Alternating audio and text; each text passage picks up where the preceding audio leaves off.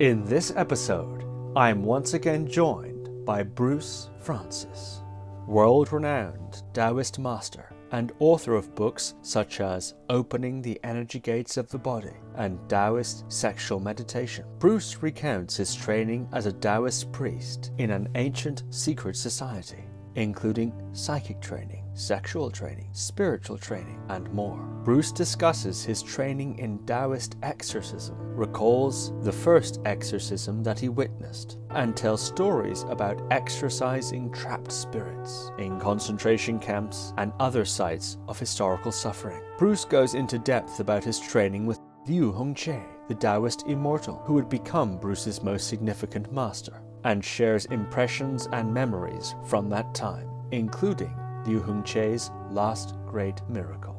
Bruce also reflects on personal enlightenment, astral projection, the business of religion, compares Buddhism with Taoism, and considers his own legacy as a Taoist master. So without further ado, Bruce Frantzis. Bruce Frantzis, welcome back to the podcast. Thank you very much for having me. Well, I'm so delighted to be talking with you again. And in the last episode, we took a voyage through your life and biography in these energy arts. And it really was a fascinating tale. And we're going to pivot today quite specifically into discussing your Taoist training as a priest, as a Taoist priest, and then further your training in the water method of Taoism with Liu Hung Cheh. And in your book, Taoist Sexual Meditation, you write about Wang Shujin. Although he never discussed the matter with me directly, I also knew that the Venerable Master Wang lived with 9 women, only one of whom was his servant and housekeeper. The other 8, loosely speaking, were his concubines. Clearly there was something about the old man that made them want to stay with him. Wang talked to me about a secret Taoist group with a comprehensive knowledge of sex and meditation far beyond what I could imagine. He gave me a personal introduction to this group that trained adepts to become Taoist priests. So could you take us to that time and your introduction to that group? Well, first, when I was with Wang, I was primarily with him for the internal martial arts, Tai Chi, Xing, and Bagua. And I had no idea that he had, I knew he understood Qigong, but I had no idea he had anything to do with the Taoist group. This particular Taoist group has undergone many name changes over 3,000 years, but it's been the same group. And it was always one of the, China has a long history of what you could call secret societies. Now, most secret societies are either political or criminally oriented. This one actually was spiritually oriented. And the reason why they had secret societies were basically the winds in China change all the time.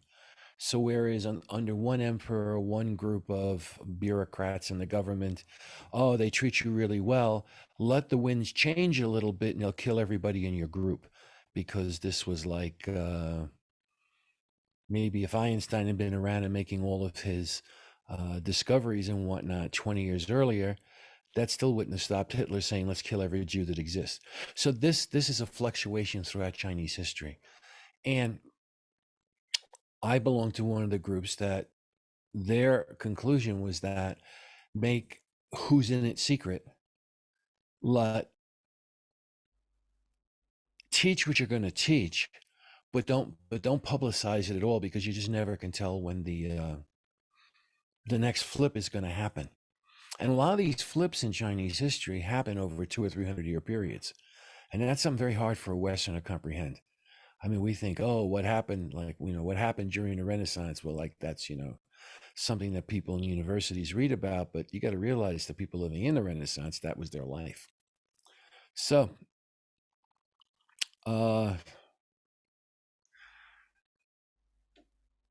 after studying with him all day, I went to, I had a hotel, cheap hotel, just the money conserving, all that. I mean, I remember I was just 19 years old. I was a teenager and I wasn't exactly flush. So, but then one day, one of the people who was one of his students and working with him he had connections in the hotel, and Wang just right out of the blue said, "Oh, you like sex, do you?" Because they obviously heard a lot, because the walls were not very thick in those cheap hotels in Taiwan in those days. I mean, really, the walls were like paper thin.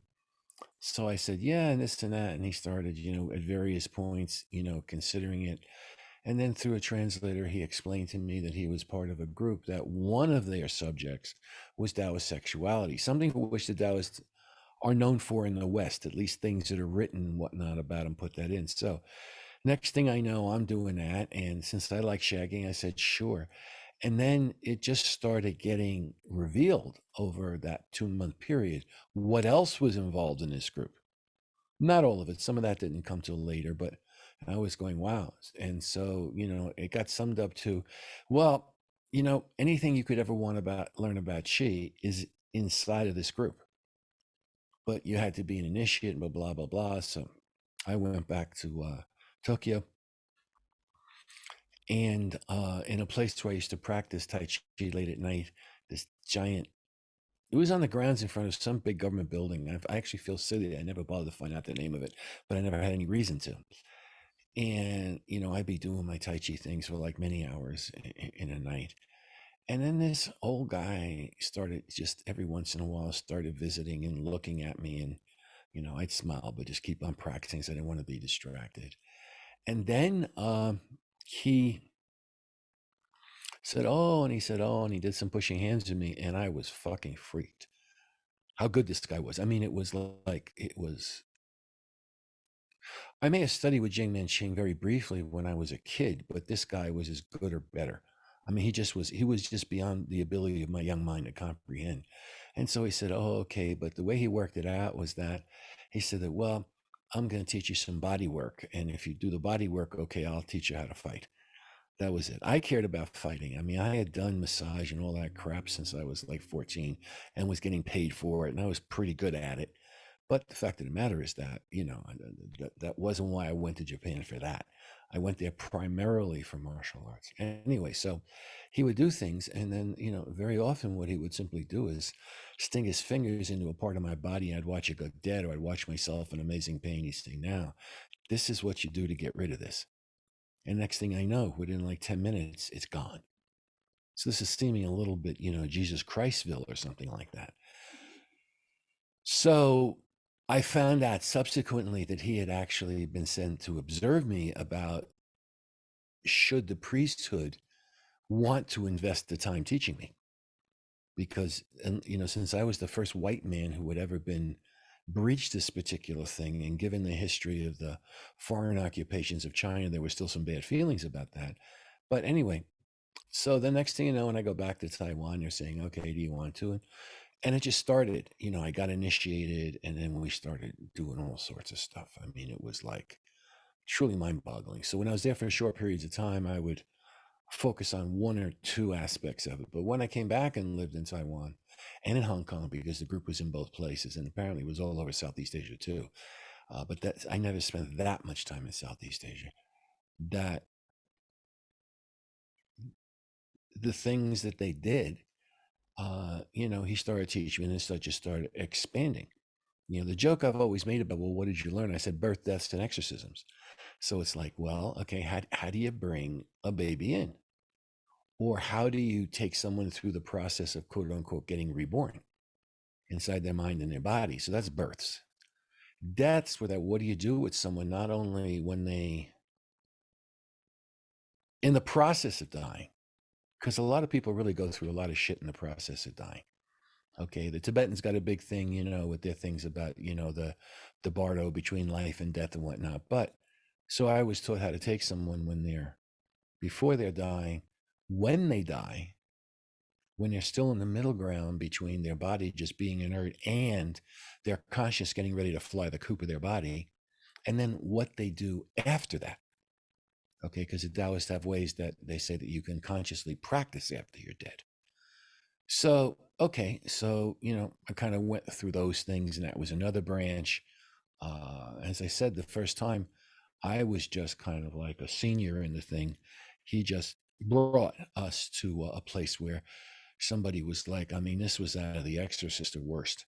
And all the old guy said, look, no matter what you do not look in that girl's eyes. Very dangerous. So I didn't do it with the guy who was with me because he grabbed two of us. He did. And the next thing I know, at some point, blood's coming out of his eyes and every orifice in his mouth. And the autopsy showed that his heart had burst. Okay. So this is not like, exorcisms in the West nowadays is mostly taken as a metaphor for clearing out deep psychological garbage inside you. They were actually talking about entities taking your body over. And the psychological stuff is kind of like a step or two down the line. And I wouldn't want to use the term kid stuff because it's not kid stuff, but it wasn't considered to be that big a deal. Where in the West, it's the whole deal. So anyway, and then all sorts of other things. We went through the teaching in the whole. Taoism's known for its sexual practices, but especially how its sexual practices can open up all the energy channels in your body and the energy centers in your body, and how it can be used for the subject of enlightenment, or if nothing else, just to make a human being okay with sex, which may be, and there was no prejudice. It had to be with your wife or something, or a concubine, or in a whorehouse, but it was about the fact that you would be okay with it. And part of it was that you had to release all the things that sexuality be connected to your entire lineage. So for example, go back all the interfamily problems you've had back 10 generations, sex is in the middle of all of it. It is, because we didn't get here because a stork came flying over and dropped a baby in. I mean, we bonked, and that's how we got. But it wasn't the question that we bonked. It was what the psychic ties were that were engaged when you did it. So that was another lead into all the psychic work that was in Taoism. As I said, there was a lot of stuff. And most of it in the West is called esoteric. And most of it Taoists do not talk about with people who are not initiated. They just don't. They don't do it because they're trying to keep a big secret. They're just saying it's like pouring water on sand. They can't do anything with it. It doesn't particularly help them. But then you have even the larger question of whether they're going to mind trip and start hallucinating around it. And that could twist their life apart. And so they just don't do that. So anyway, there were whole lots of things. And, also the ordinary meditation stuff about, well, how do you resolve not just emotions? Like a lot of meditation, the way it's sold in the West, and that's the only word I can use. They're always talking about how the meditation helps you get rid of these emotions and that emotions. And the Taoists considered chilling out the emotions to be an easy part of the whole job. Okay, because that was mostly about the way your channels have gotten seriously distorted. But then they started going into meditation. They were looking at the subject of that. How do you stay conscious after death? How do you practice after death? How do you enter the psychic realm so you can actually see the subtle things that are affecting you, which psychology can't touch? Psychology can reorder the way you think. It can reorder the philosophy of how you're thinking, but it can't actually rewire what is ultimately responsible for that thought coming into your conscious awareness. Well, we did that stuff in Taoism. And it's not, the methods are quite different than they are in Tibetan Buddhism. And I'm only stating this because I did Tibetan Buddhism from the 70s. I did Zen, my first sensation, like in the middle of the 60s. And so I'm familiar with it. And I also went far enough the ladder in Tibetan Buddhism where, I was authorized by my guru to teach Dzogchen to people who wanted to really learn. Of course, that was the hard part when he said people who really want to learn, which is why I don't teach it very much, because most people don't. But anyway, I do advise Buddhists and try and make sense, because a lot of, especially the way the Buddhism is kind of, I think, portrayed in the West, it can be terribly confusing, and there's so much jargon that's used that they don't actually, I think, get down to what the main points are, what's really essential, and what really is nice to know, but so what if you know it? I mean, here, if you knew Christianity, if you really knew just Christianity, you would be and act like a Jesus. But no, what do most Christians do? Well, they can get up and give a really great speech about John verse 13, line 7, and they can give you all these great intellectual ideas about why you should believe, what you should believe, but never actually getting down to the person, seeing what is actually being discussed directly, personally, unambiguously. And so you have that same problem in Buddhism and a lot of Taoism you see now in the West. You get the same thing. They take a couple of lines from the Tao Te Ching or some Taoist book they've read, and then what they do is they start riffing off at what they think it means. And a Buddhist will kind of tell you what, well, the way a Buddhist would see this is, and a Christian would say from the point of view of Jesus Christ, this is what, but they don't actually know what the original people were talking about, which would be fine if it was all the same, but it's not.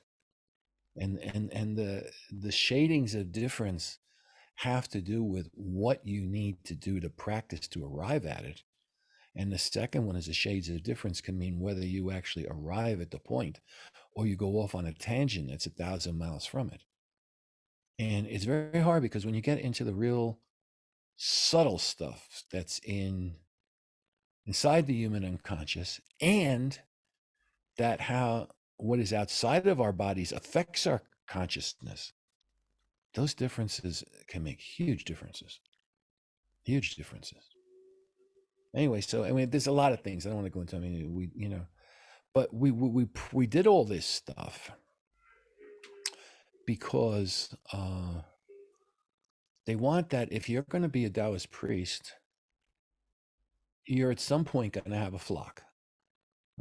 I'm using the Christian terms, so it's common language. You're going to have a flock, and they are going to come to you about what are the difficulties or problems with life. And you got to know what to do with them. Now, you can't know what to do with them unless you've done it yourself. Because just having an intellectual idea, well, now we're just back to someone who goes through a seminary but hasn't got the faintest clue what God or Jesus Christ is, but they sure as hell can throw the words back at you.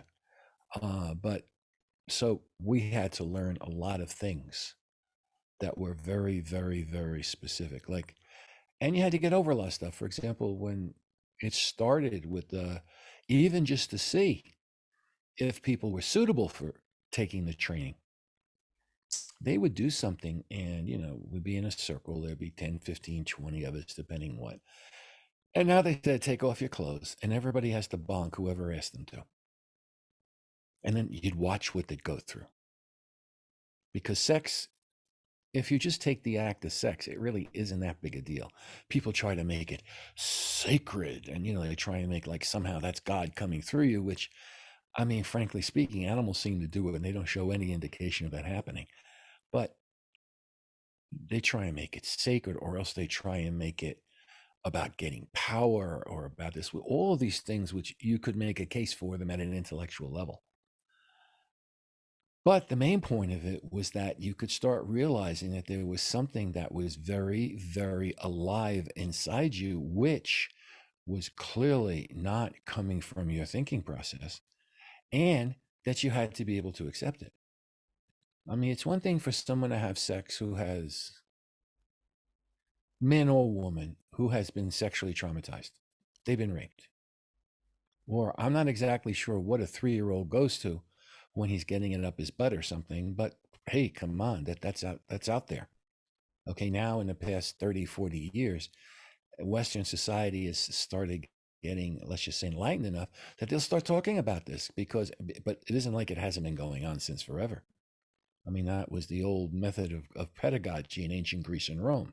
I mean, that's knowledge was transferred through the butthole. But what did it do to the person? What did they end up thinking? How, even for the people who the kids who liked it and could accept it, what did that do to the inside of them? You got to have some way of unraveling that, because just coming up with a great glib explanation, which as an overview may be accurate, doesn't help that person, because their issue is personal. It's not theoretical. It's not philosophical. So, and we had that. So we went through a lot of things. We had to learn to become you had to learn to become a doctor.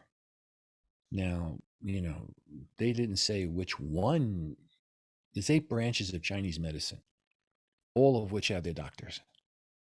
And I never, I never figured I would have the time to really learn herbalism, and I never liked acupuncture.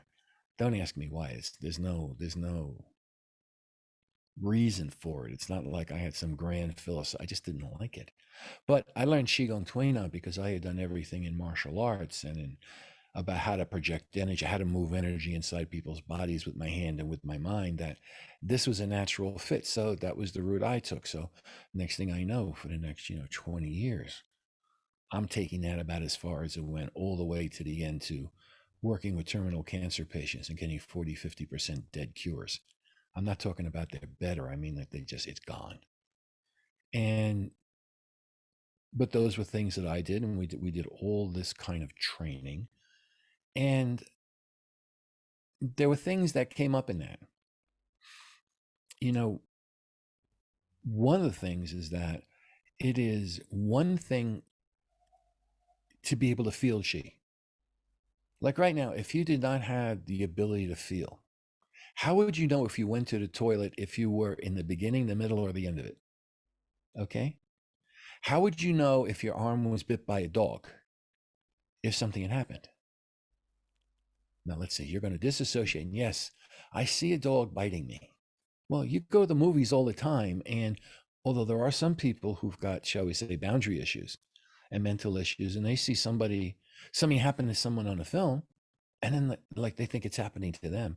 Well, I'll grant you that they could experience that, but no, it didn't happen to them. It'd be really quite different, seeing a dog bite someone or tear someone apart, which you can see on plenty of nature films, is not the same thing as actually having a dog gnawing your leg off. But you have to be able to feel it now, and then we start coming into that. Just requires some acuity, some specificity of your normal senses recognizing what's out there. But then we go another step further, and then we go to your psychic senses, which are incredibly subtle. So when you're talking about in meditation of getting rid of those things which are deeply plaguing you and which have made life exceedingly unsatisfying for the whole of your life, those things are happening at the level of your psychic senses. They are not happening at the level of your ordinary senses. Now, you could have your ear again chewed off by a dog. Okay, which let's just hope it doesn't happen to anybody, but it has been known to happen. Okay. And so that creates an incredibly powerful physical shock, which you could relive. But then what about after that shock has healed, your ear has grown back, because this is a science fiction movie, and you're back to normal still, you can have everything that was associated with that dog biting your ear off. You can have everything the way it's associated and connected to every other emotional, mental, and psychic experience of your life. And those are the things which hold the trauma in place. Now, you have in the middle of your brain the amygdala, and that's where most of the physical stuff is stored. Even when you have mental or emotional shocks, that's where it gets stored. But then you have stuff that's more subtle than that. Because when you die and you no longer have a physical body, your amygdala ain't happening. So what is it that's allowing you in that intermediary state between one body and another, allowing you to feel all that pain or all that confusion or all that, whatever the hell you're going to go through? Well, that's happening at the level of the psychic senses, which do not die when your physical body dies, that they're still somehow still connected to you. So then you got to start finding out, well, like, wait a second, like, what are all these things that are connected inside of me? So then, that's a lot of stuff. And they have their practices for doing it, of which in Taoist meditation, they're all done in 5 ways: standing, sitting, moving, lying down, and interacting with something, interacting with a person, interacting with a tree, interacting with a star in the sky, interacting with something inside you that's from the past that no longer, you can't even quite remember what it is, but it still is a point counterpoint. And so the dissolving methods are about releasing these binds, because even if a person seems fine and everything, at 3:00 in the morning when they wake up in a cold sweat, that stuff will be activated, because anything that's happening at a psychic level downloads into your physical body at some point, and you experience it as though it's real. But then someone says, what do you mean, where's the real? I don't see anybody whipping you now, or I don't see a dog chewing your leg off. But you are experiencing, and it's very, very real. And, even all the modern science and whatnot has shown that when people experience that stuff, it has an effect that's almost as strong as the real thing. And the only reason why they say almost is that because of humanitarian and legal concerns, we can't get someone who's having that happen purely at a mental or a psychic level. And then, okay, that's cool. Now we're going to have a real dog chew your leg off and let's see what you go through. Can't do that. That violates all the protocols. But yet, and when someone did that stuff, an example would be Joseph Mengele, the doctor at Auschwitz. He has gone down in history as the blackest, most evil, whatever. And all he was being was scientific. Well, let's find out what happens in real time. Okay, so as long as, but because it's happening with a human being, no, human beings are created by God. You are damaging one of God's creatures. You are in direct violation of the God code. Then the problem starts. Is there anything else you want to ask? I mean, I'm just riffing. I mean, that's about it. Yeah, no, it's fascinating. You wrote in this book here, Taoist Sexual Meditation, that the thing that more than anything else persuaded you to embark on this 7-year course of study to be ordained as a Taoist priest was discovering an unconscious, and to quote you here, an unconscious and almost naive lack of awareness of my inner being. Yeah. Which, you write also, extended into my personal relationships. I'm very curious about that. What is it that you discovered when you started to get close to this group? What are you describing here, this lack of awareness of your inner being? How did it extend into your relationships? And how did that change as you got involved with this group and learned this curriculum? Well, okay. All right. So I'll try and put this in. I could make this personal, but then it's going to sound like an ego trip. And the fact of the matter is that a thing that's very useful for any human being to recognize is that there is nothing that is inside you that is not in every human being on the planet. So if you want to talk about it in a third party disassociated way, it happened to them, or you talk about what happened to you, what happened was the same. And the Taoists don't have this a major practice in Taoism, which is required for a person to get self-enlightened, is that the Chinese term is Wang, which means forget me. Now, that is the first major stage in almost every form of meditation. For example, Ramana Maharshi, his thing about becoming enlightened, who am I? Well, if you actually really get who you are, then quote unquote, you get enlightened, you get self-enlightened. That doesn't mean you get enlightened to everything that's in the entire universe. For that, you've got to connect to everything in the entire universe. Well, that's the tricky part. But who am I? Wow. Okay. When you start talking about in all of Indian philosophy, you have the idea of ahamkar, which means the sense of I. Well, if you get rid of that, then by the general Hindu strictures, you will be considered to be enlightened. Okay, but that's still not saying you are whatever is in the whole universe. Where Buddhism might go a bit beyond this. There's a phrase from the Buddha that it says the Buddha is aware of as many worlds as there are grains of sand on the Ganges. Now, how many grains of sand there in Ganges? Infinite amount. It cannot be counted. But that is somewhat saying that, the Buddha, after he realized who he was, his mind also expanded to recognize all and everything. Okay? Which makes him different than almost all the enlightened people who came through India's history. But that's a definition of a Taoist immortal. Taoist immortal have done that. That's like, how did you graduate in mathematics? Well, you took a bloody test and you got a certain percentage right. That meant that you understood the math. Okay? Well, that is the equivalent in the spiritual realm. But I'll ask your question again. I'm sorry, I got a little. Well, I was asking, to quote you, you said there was an unconsciousness and a lack of a naive lack of awareness of your inner being, which was Okay, so extending you're into okay, personalization all right. You're talking about this from the ordinary human personality perspective. at this stage. Okay, okay. Well, look,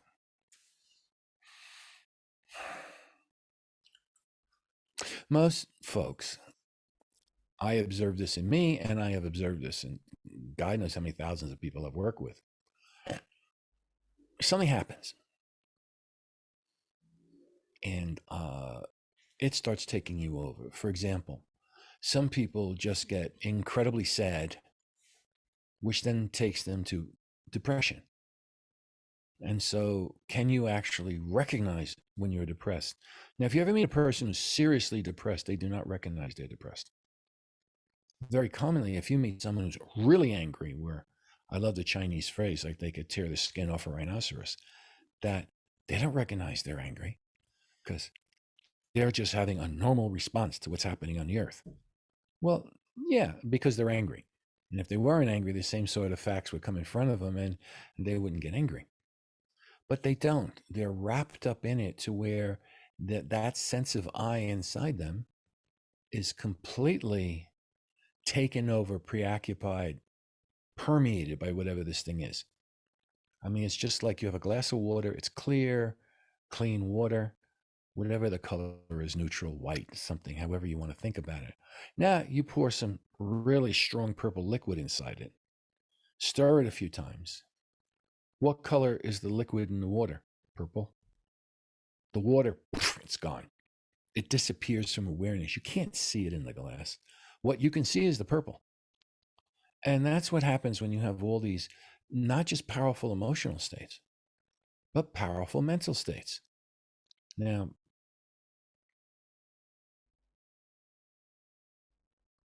fixation at that level of the mind. If you were a complete racist in 1860 Alabama,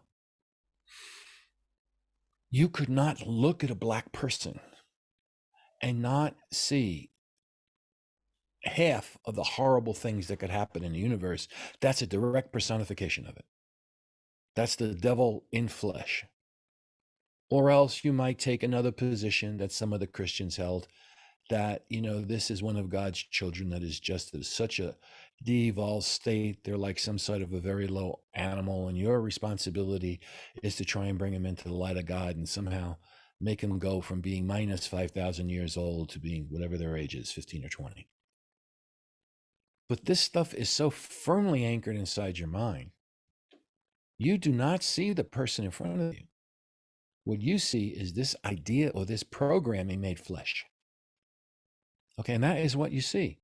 And that's why you had, or in ancient Rome, person has a slave. The slave tries to run away. Hell, they would hamstring him. They would put nails through their Achilles tendon. They would have him strung up and crucified. They would have him strung up and get some sort of insect that would eat their testicles. Because this is normal. This is life is. The sun goes up. You do this to a person who disobeys. And there's no consideration of what are you doing to them? Would you want this done to you? When something like that is happening to you, there's no recognition this is happening to you. So you simply go off on your precept program, whatever it is. Getting angry, sad, and those are emotions. Well, what about thinking? A lot of the worst stuff that's happened in the human race, if we go on a macro scale, has not primarily happened because the individual who perpetrated it just had an emotional fixation that was truly fucked up. No, it happened because they had ideas that were truly fucked up. And everything inside them, those ideas then made them have the emotions. And those ideas said, this is what you should do. Okay. And this is the nature of the human condition and people inside the human condition. The Taoist always said, well, you need to become aware of what's inside of you. Now that in the beginning it can be a long, hard slog. I think there's no two ways of putting it. Now, whether that long, hard slog is a month for a person who's like, an inch from ticking over to being enlightened, or it's 50 years for a person who's centuries away from being enlightened. But from their perspective, it's a long, hard slog. It's a long, I mean, you know, it's a thing. So whatever you have inside you, and I started recognizing, as I said in the last thing, my mother was a schizophrenic. She tried to kill me multiple times when I was a child, and I had a volcano inside me that was no business. That even when something happened and adults tried to control me, they could not. Okay, now, I mean, they should have been an adult is 4 times my size, should have been able to physically control me, but they couldn't. They couldn't, because when that thing came out of me, I had no fear. All I had was I had distilled anger. Okay, it wasn't even so much. I may have hated my mother, but I didn't hate all these other people. But I still had the anger that was the reflection of that dislike. Okay, so you go through and you had to like get rid of those things. And now the Taoists have all kinds of, in the fire tradition, when I was a Taoist priest, we mostly work through light. You could say visualizations and sound. You could say vibrations. And we finally got that when we could clear any light that was inside us from, and it didn't work that way, because it wasn't like in Tibetan Buddhism, like, you know, you visualize yourself having like a black ink, like something for when you're, you know, having a particularly negative mood. Well, no, we didn't do that in Taoism. We just took to where it had a shade of something that was in the universe. And when you can completely clear that, and the vibrations that we're putting out from being, you know, either insanely fast or insanely slow, or penetrative to an ability that, like, sometimes, you know, you just would stand there and feel like you were being thrown out of your body. That's the best way I can put it. Right now, you have the experience of, think about if somebody could just come take you in and throw you out, you know, and many things like that, not just that one thing, which is very dramatic. So you had to go through all those things. And as you did, then all of a sudden you found out when you reached a certain point, and usually something would occur that would make it obvious you would reach a certain point, that when someone did something, what is the classic example you see in movies? Somebody's walking down the street and one person bumps into their shoulder. One person goes ballistic and kills the other person. Okay. Previous to that, that would, whether you did it or not, that was what came up in you. Let's kill the motherfucker. That's it. But then it got to where you just went, whoom, that stuff rose up, and you could see what it was. And you said, yes, I could kill this guy, but it's really not worth it. And it's not really what I want to do. And then you could even go so far, if you had any compassion in you, you could start thinking about what made this guy that screwed up that he just wanted to bump into me. Because that's not something somebody would do if they weren't perturbed. They're only going to do it if something inside them is really bothering them. So, okay, so like a dog, they got to dominate for a few seconds to not feel as though they are a crushed down submissive. Okay, great. So I went through that stuff. And while I was going through that stuff, you know, we were learning how to open up the channels of your body. And then because then you were just also not just learning about how that was doing it at a mental or psychological level, but how is this stuff actually happening inside the chi, flowing inside your body, inside your channels? The way it's causing one channel to connect to another, how it's causing this chi to mix with that chi. And the third thing that comes out of it is different than either of the first two. So, you know, we did all sorts of ways like that. And, you know, part of that was that some of the teachers would deliberately, if they felt you had been traumatized, they would terrorize you to a degree that was freaky. Sometimes they didn't even have to talk. All they do is project their mind towards you, and then, whoa, the next thing you know, you're right in the middle of it. Or it could just be that they could try and suppress you with something like, you know, if something has truly been the cause, one of the big causes of people having really twisted is that they felt they wanted to express themselves, but they were squished right down to an atom, and they had no freedom.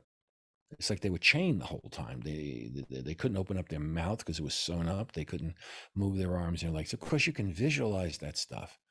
But in Taoism, what they did was that in the fire method, not by visualizing, but by actually inducing the experience inside you at its full strength, which was what it was like in real life.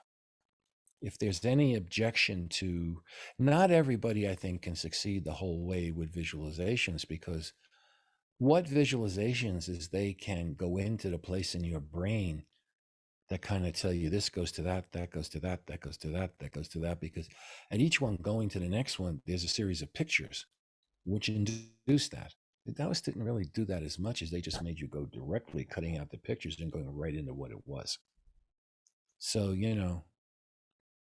that's why, they don't, the Taoists don't take a lot of all this psychological claptrap that seriously, because yes, they say that can give you some relief. What it can't do is resolve the problem. Unless you have the super therapist of the century. And then I guarantee you what they're doing is not strictly what therapists do. That's just the overlay through which they're really doing what they're doing. Okay, do you have another question here? Of course, I've got many questions. When in this particular way of working, and we're talking now about the Taoist priesthood training, the fire tradition way of working, and one of the teachers would evoke or induce that experience in you. What were you required to do then in response to that? What method did you apply, or posture, internal posture? What was the response from first you? of all, if you talk about the specific techniques, there's too many of them. Yeah, you were going to generally do some form of Qigong or Neigong in any one of the 5 ways of practicing to get you out of it. But it's like, what do you do when you take an animal and you lock it in a cage? Well, first it goes nuts and it wants to claw out, and then it just starts trying to find a weak spot in the cage and keep pounding against it. And the various practices you would do would be how to pound on a spot to get out of it. If you go in each one, let's say a person did something with standing postures. I could go through, and I don't have the time and I don't have the inclination right now, I could go through at least 1,000 techniques that are involved in that. If you're talking about sitting, I could go through 10,000 techniques that are involved in that. But if you take away the techniques and you take away what they're trying to do, what I just said is what you're trying to do. And then you just have to get into depending upon the technique, what is its particular speciality in terms of altering your mental framework, altering your unconscious mind, or breaking up and putting back together what's moving through the energy channels of your physical body and of your mental body and your psychic body and your karmic bodies. Because each of them have their own specific things which are more valuable for what type of glitch you're encountering. It's not one size fits all. You talked earlier about self-enlightenment, and then there's connecting with the universe. And that is something, as we were just discussing before we started recording, quite a difference when you made in 1981 contact with Liu Hung Cheh of the water tradition. Is there more to, you could say a lot more, but is there anything that is worth mentioning now further about the Taoist training before we compare and contrast with what you experienced with Liu Hung Cheh? Well, there was, okay. When you talk about getting self-enlightened, what you are essentially discussing is freeing yourself from all the identities, usually one by one or in groups, which in aggregate, all together, are what create this underlying sense of I. I'm not talking about I just as a grammatical convenience. Okay, you say, I moved the wallet. You can't talk about the I of the wallet moving over here unless you're telekinetic. Okay, then maybe you could. But you're talking about something that is very distinct as a grammatical reference point. Like I'm saying, well, I think this, you think that. And if there truly is no difference, then whatever you think is inside of me immediately, what's inside of me is inside you immediately. And I don't think any human being has made that as a general proposition. We do talk about some people. How'd you know I was thinking that? Well, they can get the psychic waves that are floating on the top of you and are coming out, and that's how they do that. And they can read them. But that's not the same thing as being aware of what's inside of you. So I'm you, you're me. Okay, fine. And these are used. But now we start getting what is I and what is you. Now, if you go into I, there is no clear demarcation that you can intellectually describe. I mean, you can to a certain degree. I mean, the Buddhists do, I think, is a nice one. And the Taoists have things, but it doesn't work exactly the same way. But okay, what is it? The Heart Sutra. You know, what are you? Are you? And this goes back. It's essentially the same thing Ramana Maharshi was doing. Okay, who am I? I'm in my head. Okay, if you didn't have your head, would you still be here? On my hand. If your hand were cut off, would you still be here? Your sense of me is not going to go away, regardless of what you do to what's inside your body.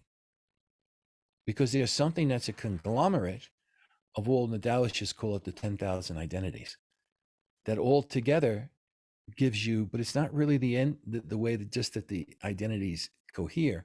There's something that they all attach to that's utterly stable. And that thing that is utterly stable is what goes from life to life to life to life. That's actually what reincarnates. And everything else just depends upon how much of the stuff that was around that centerpiece managed to stay cohered to it in the reincarnation process. But those things aren't responsible for you reincarnating. They're just effects you're going to have when you come out, and all of a sudden, well, you're going to think, wow, you know, I can be, it's like a super top basketball player because you remember the NBA last time. Because you have a memory of what I had to go through to become a basketball player and what it was to be good enough. So you could say that, but then you're also talking about what is not something that has any root in time and space. And that's what your I is. And the thing is that when you get to the point where you recognize what your I is, you're beyond space and time. Okay, it's beyond space and time. You cannot, well, my I's here, but then when I die, it went over there, and then it came back and went over. No. It's everywhere and nowhere at once.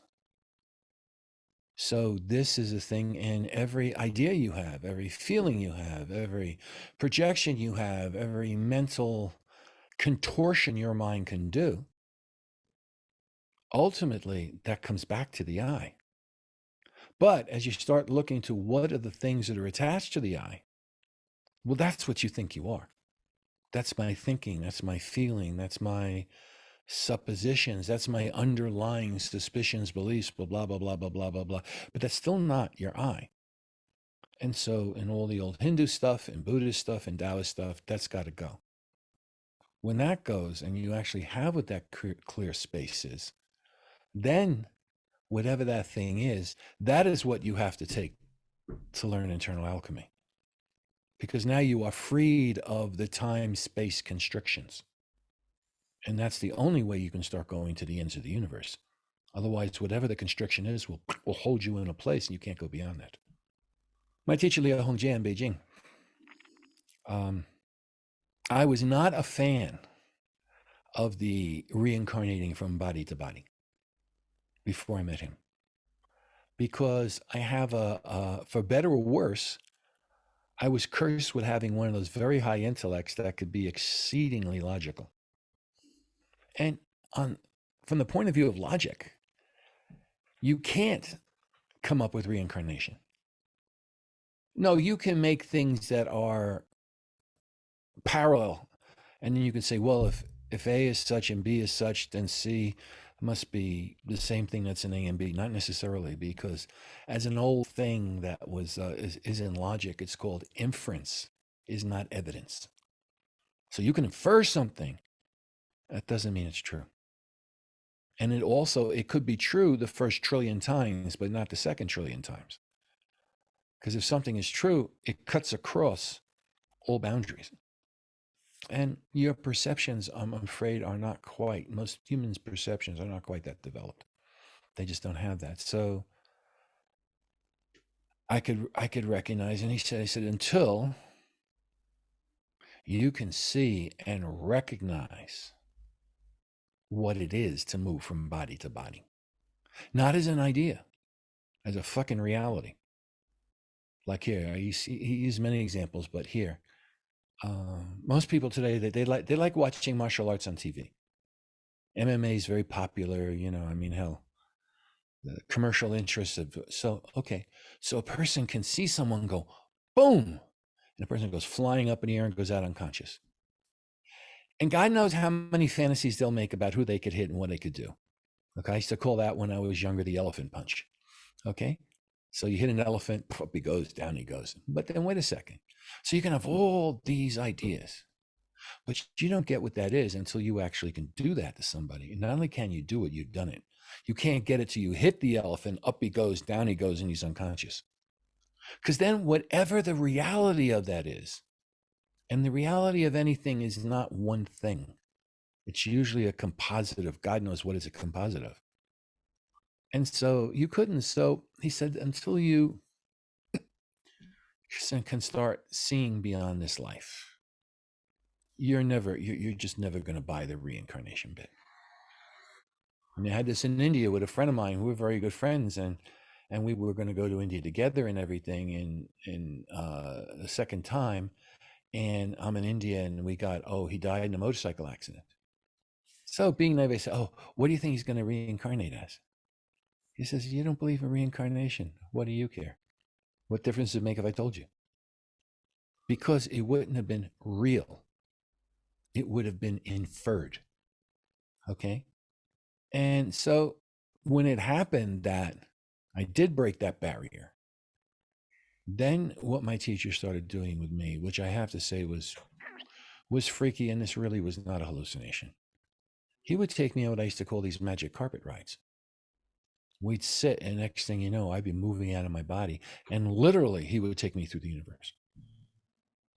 And I hit planets and different weird shit and whatever, and vast vistas. And, you know, and then when he figured that my energy was strained to where he had to bring me back, otherwise I might just completely break apart, he'd bring me back, and I kept on doing it. And I've been working on internal alchemy since he died.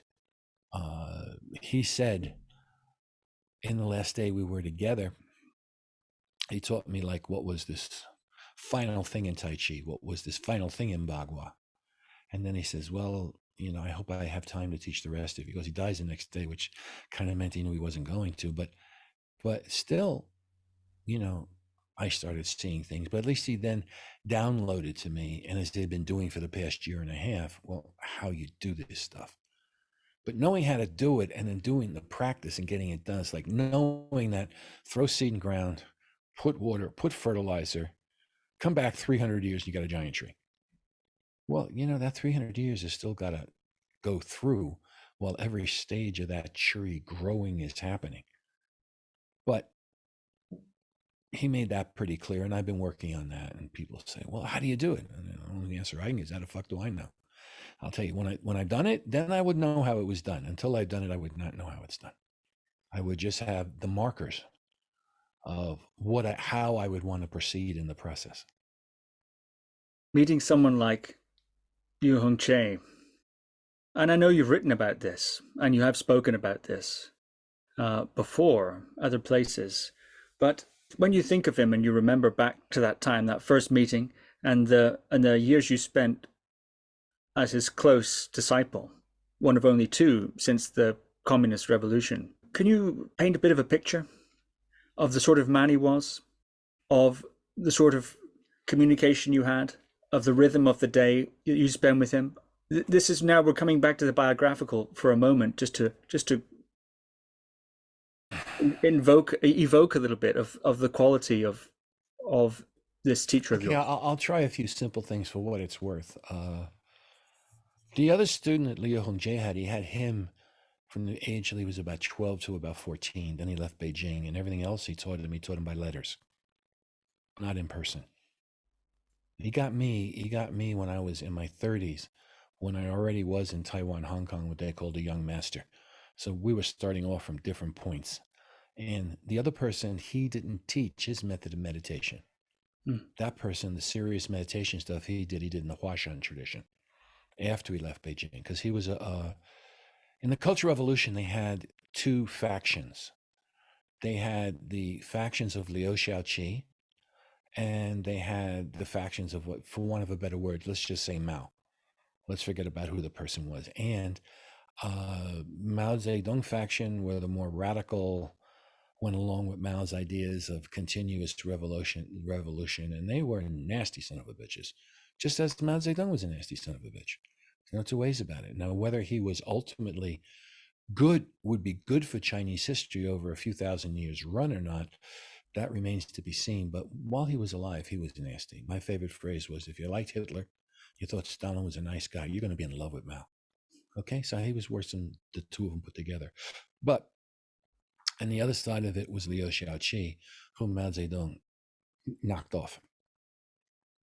And they would have these big fights, like, Baiwa told me they'd first have them they'd have them sometimes in Tiananmen Square, and there'd be like 8,000 people on each side. We're talking about this. This is a bit different than a street gang. Okay, they really weren't messing around. But political fervor has a tendency to bring on mass insanity. But anyway, they started off with fists, and then it started going to where they'd have poles, and then the swords came out. Okay, and Baiwa went through all that, and in the Liu Hung Cheh group, he was what they called a Red Guard general. Really tough fighter. I mean, really tough fighter, top motivator, teacher, whatever word you want to use. Anyway, when all that got finished, then he went off and went around China, and he did quite a bit of stuff in Shandong, which is actually where he did learn the majority of what became known as you could say, his meditation work. I know, because I learned it with him. I mean, I did it with him. I mean, I was his student. At the time I was with Baiwa, he only really had one student in Hong Kong, and that was me. He had a few other people he saw sometimes, but he never really spent any time with them. So what was Liu Hung Cheh? And Baiwa was nothing like Liu Hung Cheh. I mean, if you wanted to say, what did he look like walking around? First of all, he was skinny. I mean, seriously skinny, and he always wore the Mao suit simply because it was given for free. Anybody in China could have a Mao suit. He had virtually no money. He had, just enough to kind of survive on, have enough food so he didn't die. And first of all, he made you incredible smile on his face. But it was a smile without any affectation. It was just a smile. There was no, he was, from someone he had learned how to smile, or was trying to smile to have an effect. It was just a smile. And he had a very soft voice. And the thing that was most noticeable right from the very beginning is that this guy was smart. As a matter of fact, the opinion I held by the time, I mentioned that when I was a kid, we went to a place with like all these Nobel Prizes. I never met anybody in my life who was more intelligent or perspective than Liu Hung Cheh. And I had one of those mega high IQs, to where I wasn't just like, an idiot seeing someone who could put two and two together as being smart. And incredibly perceptive. Give him any, the way he could string things together was unbelievable. But he just said, "Oh, okay." And so then he said, "Oh, you do Bagua, okay." So I didn't do any Tai Chi with him on the first trip. I only did Bagua, because that was my passion and a half. That's the best way of putting it. I always thought Tai Chi was very good and very useful, but Bagua was what I loved. Or I'm going to quote a martial art master, a Tai Chi master in New York, who I'm not going to say his name because it'd be impolite, but it's how he used to play. He said, "Oh, Tai Chi for health, gambling for fun." Okay, so, and this guy was like a real compulsive gambler, and he loved gambling, as I must admit, a hell of a lot of Chinese have throughout all of history. I mean, to go out gambling, they sell their daughters into slavery and in whorehouses. I mean, so Chinese got a big thing about gambling, really, really big thing about it. And he had me practice and doing things. And initially there was just this air that was in the room that was insanely thick. It was a psychic air that was in the room. It was insanely thick. And then he would tell me what to do and go around. He would, show me a move, and he'd say, "Okay, now you go try it." And when I started going, especially when I really started going fast, I would notice out of the side of my eye that all of a sudden I would feel this stuff come inside my body to raise my hand or make my hand go down, or and I would just watch his finger. Wherever his finger went, that's where I went. It was something was grabbing me from the inside. It wasn't like I was doing a movement. The only way I can put it is the movement was doing me. And after everything got exhausted, and that went on. And sometimes I would get so exhausted, I would lie down in his bed, and I couldn't move. I couldn't move a muscle in my body. I never did this. This is, you get a thing when you really do really good internal martial arts that your insides get worked so hard. That's what gets tired. It's not your muscles that get tired. It's not even your brain. It's the inside of your body gets tired. Okay, so and he would tell me these stories about various and sundry Taoists and what they did throughout history, and then at the end of 2 months, he just said, okay, this and that, and I wasn't gonna. I didn't give a shit about diplomas. I mean, I had offers of having all these high degree black belts when I was younger, and I just said, forget it. I'm not interested. But, I got talked into it. The next thing he wrote something, and, that was nice because, I was told Americans like diplomas. Okay, so I'll get a diploma. And I went back, and there was just goodbye. It was nice meeting you. It wasn't anything like I'll see you again. And I saw him again a couple of years later. And then we went through a whole different phase because that was after my back was broken. And so there was this air of silence and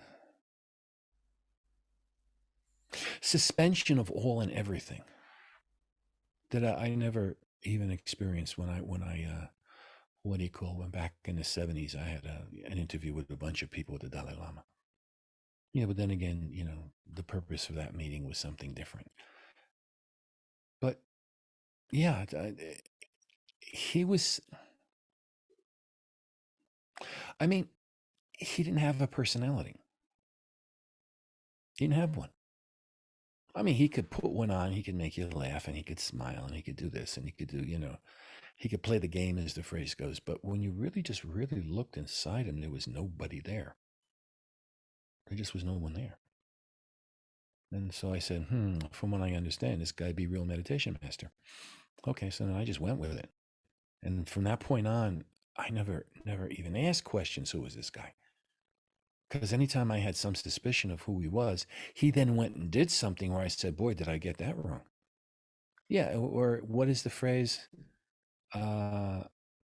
Well, is he tall or short? Well, what Leo always was, he's tall, short. There was no or he was tall and short. There was never any sense of anything in him that was a dichotomy. So that's a bit what it was like, but I don't know. I mean, it didn't take all that long, and especially on the second trip, which lasted over 3 years, where, I just started developing incredible love for that human being. But the love I had for him was not the emotional love of a girlfriend or, something you would have a particular fascination for. It was just, I guess the only term I could use would be universal love. So like when he died, it really hit me really hard. It was like the light had gone out of my life, and it wasn't, I stayed in Beijing all those years to be learning what he had to teach and the way he was, not for whatever goddamn technical information or capacities or whatever I could get, because you just don't run into someone like that very often. When he did die, how did you orient after that? Having found somebody like that and orienting towards them in that way, how did you go on after his death? Well, the first thing I had to go through the whole bit, because he had adopted me in this kind of Chinese Confucian Taoist ceremony. Me and his kid had to do the burial rites, and we did that. And then, there was one time when, I asked Leo, I said, well, if you die, is it okay if I stay with other people? He said, go ahead. Just who knows? And what I found is that I studied with some other people very briefly in Beijing. And every once in a while, one of them would do something that would be unexpected. And all of a sudden, it would be like Leo's words and Leo's present was right there. And somehow, something which I had half gotten, I got. And then later on, I had the same thing that then I traveled around China for a bit, and I had to make the decision whether I was going to stay in China. And my ex-wife had, she wanted out. I mean, she was only staying there because of me.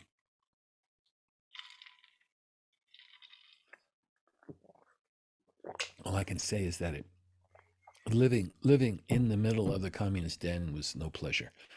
Okay, just like I would imagine. Racism is a fact in the world.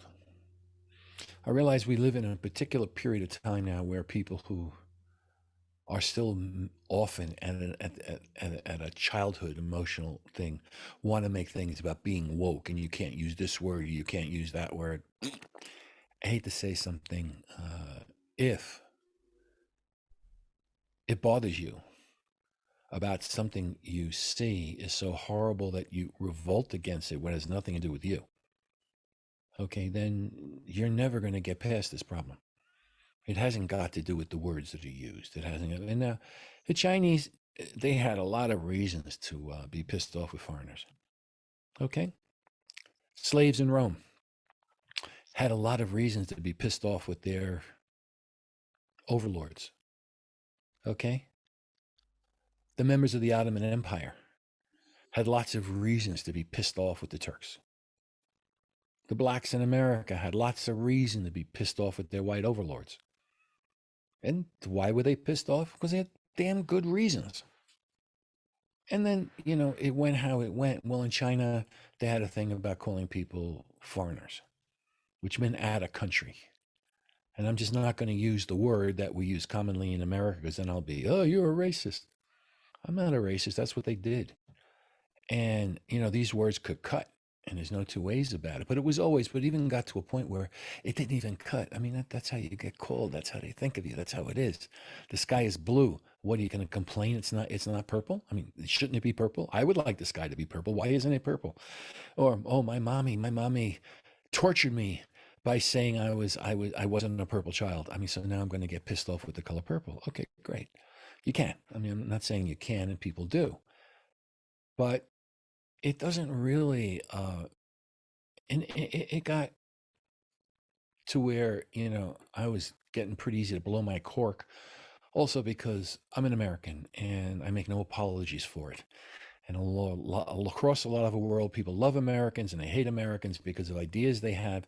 And almost all of them have never actually met an American, which is the same thing in America. You've got Americans who have all these ideas about people around the world. And I always ask, have you ever met someone like that? No. But they have an idea. And so the idea takes over their mind, and that becomes their ego. And then, then we're stuck with all the perversions the human mind is capable of. So I left. And by the time I left Beijing, I was at a point where I wanted to, if I could have said, Santa Claus is here, I'm going to give you a gift. What do you want? I would have said, I want one gift. I want to just remember enough Chinese to order food in restaurants, get hotel rooms, and buy tickets. I don't want to know any more Chinese. Because if I would start speaking with someone, a lot of them, I'd get this, what I call, if you want to use the term racist shit all the time. And some of it was that, and some of it was just to make you feel sad about how damn ignorant the people who were doing it were, because they clearly were doing things which they had absolutely no idea, A, whether it applied to me, and B, whether it actually ever did apply to anybody. School they had were the stories. And then from the stories, they make up this whole giant lattice of whatever all that means. And so then I get to Hong Kong. And at that time, I don't know if I said this the last time, and I really don't remember, but someone who I had met in my earlier days, my first teacher in Tibetan Buddhism was Kalu Rinpoche, who there were 5 people who walked out of Tibet Tibet who were considered to be the people in Tibetan Buddhism. Dujin was one of them. Okay? Along with Dinglo Kensei, Sakya Pandita, the Dalai Lama, and the Karmapa. Well, the Karmapa's number one boy, known as his regent, that's the word we gave him in English. I'll just call him number one boy. I'm from New York. That's how we think about it. Was a fellow called Kalu Rinpoche. And widely known as being one of the intellectuals in Tibetan Buddhism. And when I got down, I sat in front of him doing the Kala Chakra, which is the wheel of life.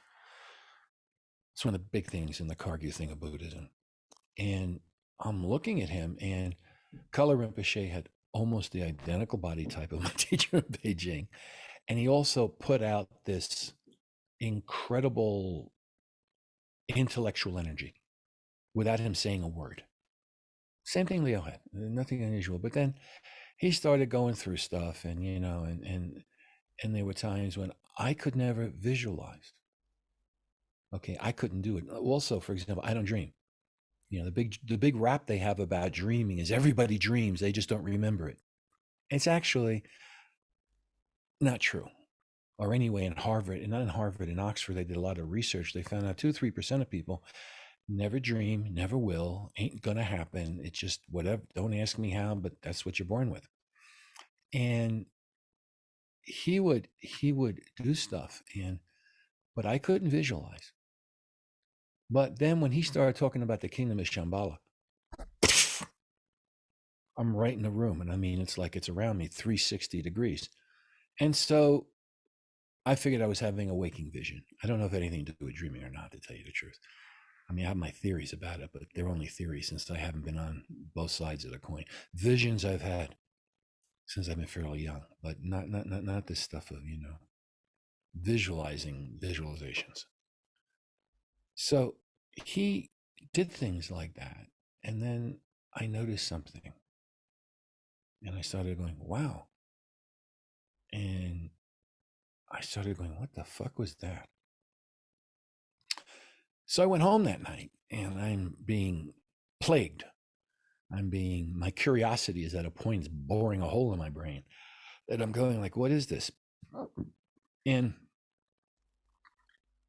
a few things that Leo and Jay have taught me in a few sessions, because he always said, don't worry about it if you don't get it all at once. It'll come up over time, like it'll surface from the bottom of the ocean or something. And I started noticing that, wait a second, this actually is not any different than the stuff I did with sound, because I could make pictures as detailed as any Tibetan visualization with vibration. Because that, when I was the thing with the whole fire thing, that was the big method we used, was vibration, which was like, it'd be like if it were Tibetan Buddhism, mantras, not the visualization. Mantras was the focus. Okay. That's even what is Tibetan Buddhism originally called? Secret mantra. So, okay. But anyway, I had no idea. It just kind of happened. And I went through this through a couple of days, and then I found something at one point. It was like, boop. There was this one point inside me, and I can't tell you if it was inside my brain or my toenail, but there was this one point inside me, and that when I opened that up, the next time I went and saw color, and I opened it up, I got full bore visualizations. And it was the same exact thing when I opened it up. I got full bore things with vibration. And they had a common point. That's about the only thing I could say. It wasn't like you had one switch to turn on the lights and one switch to turn on the stereo. It's like they were together. They weren't separate. It was one thing. And I thought that was pretty cool, as far as it all went. But with Leo, there were times when he would do things with sound. And the one thing where I have to say it was visualization, when he took me, I said, on one of these grand tours of the universe, because I left my body and I was seeing everything. But I hadn't even thought about the fact I was also getting the vibrations of everything I saw. I hadn't even thought about it, because the sheer seeing of it, visualizing, was like just so mind-blowing. I mean, look, if you've been trying to visualize for 35 years and all of a sudden it happens like that, poof, it's a bit of a shocker. I mean, it's like, holy shit, what is going on here? Anyway, so that was it with Leo. And, the other thing, I say he do things with calligraphy. And As I said, whenever he would do strokes, it was like something would grab the inside of my body. And that's how I was able to learn the whole Bagua system at such a rapid speed. Because it wasn't like someone showing me how to do a move and then explaining it. How about you actually, how do you do it? Well, that's exactly how you do it. Mm. And then, my brain at night would figure out what had happened to me, but I could reproduce it. And then I just had to apply my intelligence to looking for markers that could tell me how it was done. And if I got most of it, and if I didn't, I would ask Leo a question. One sentence, he would answer it. He never used more than one sentence. He never needed to, because there was something about the underlying vibration of his voice that said it all. Forget about just the words. It wasn't an intellectual grokking of it. Because look, I've tried teaching these things in Bagua, for example. I got to use at least 1,000 fucking lines to have somebody get something. That Leo, I got it one sentence, and that was it.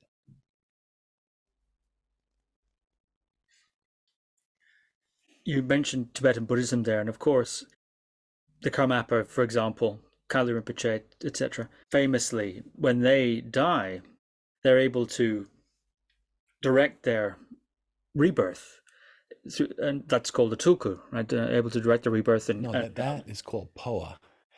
And that is what a genuine tulku is supposed to be, as one of those reincarnated souls. Right. What about Liu Hung Cheh? Do you have a sense of what happened to him after he died? No. As I would say, nor does anyone who was a student of the Karmapa have any sense exactly what they did. They in the tulku system, they would say where they're going to get born. These are going to be the signs, and boom, boom. Now go find a fucker, So, and exactly how accurate some of that is somewhat debatable. I mean, because they just have a bunch of objects. It isn't like, okay, look, I'm now going to give you 3 pages of text, and if it's my reincarnation, he'll write the 3 pages of text. It's text. It's nowhere near that degree of specificity. What Liu Hung Cheh told me about him is that he said, a lot of times I would just kind of bemoan the world, and he would also bemoan the world. And this is a thing that's very famous for Taoist immortals and very high Taoists to come to. They just get